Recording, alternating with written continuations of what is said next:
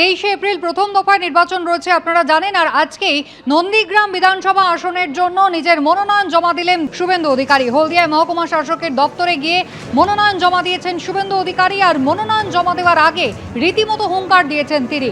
4 মে পশ্চিমবঙ্গে বিজেপি সরকার হবেই, শুধু নন্দীগ্রামে নয়, একই সঙ্গে ভবানীপুরেও তিনি পরাজিত করবেন মমতা বন্দ্যোপাধ্যায়কে, এমনটাই তার দাবি।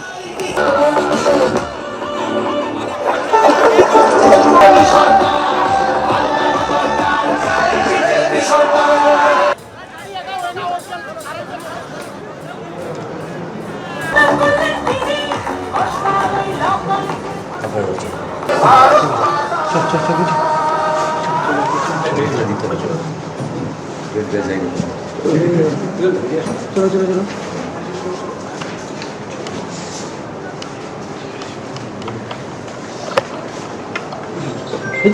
তোরটা মাথা দেখা না কেমন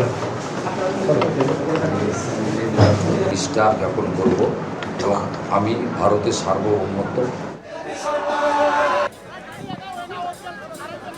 4 মে পশ্চিমবঙ্গে বিজেপি সরকার হচ্ছে হচ্ছে হচ্ছে।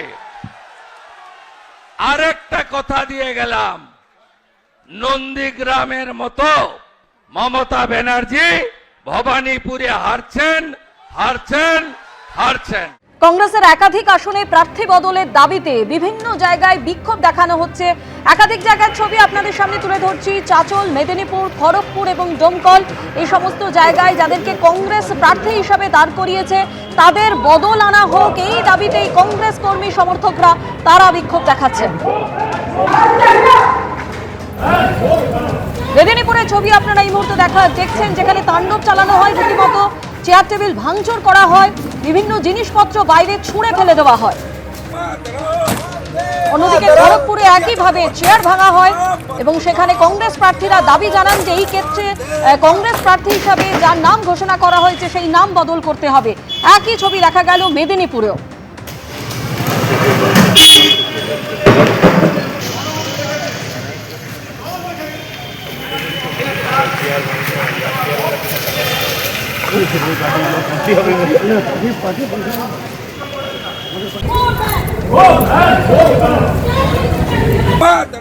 অন্যদিকে খড়গপুরে কিভাবে বিক্ষোভ দেখানো হয়, কংগ্রেস কর্মী সমর্থকরা তারা বিক্ষোভ দেখাতে থাকেন।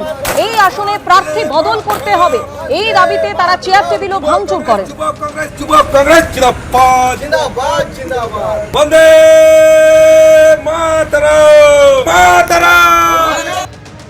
আর অন্যদিকে মালদার চাচলে, যেখানে কংগ্রেসের প্রার্থী অসন্তোষের ছবি, ক্ষোভে নিজেদেরই পার্টি অফিসে চেয়ার টেবিল যেমন একদিকে ভাঙচুর করা হয় এবং অন্যদিকে আগুন জ্বালিয়ে একেবারে দলীয় কার্যালয়ের সামনে টায়ার জ্বালিয়ে বিক্ষোভ দেখান কংগ্রেস কর্মী সমর্থকরা।